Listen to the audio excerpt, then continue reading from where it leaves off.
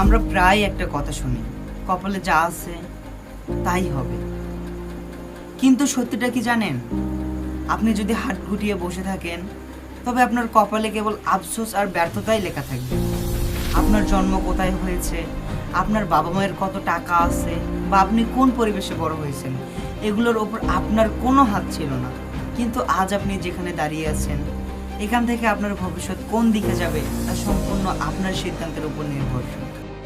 পৃথিবীতে যারা ইতিহাস তৈরি করেছেন তারা কেউই রাজপ্রাসাদে বসে অজুহাত তৈরি করেনি। তারা শূন্য থেকে শুরু করেছিলেন। আপনার পকেটে টাকা নেই, ভালো কথা। আপনার পাশে কেউ নেই, আরও ভালো কথা।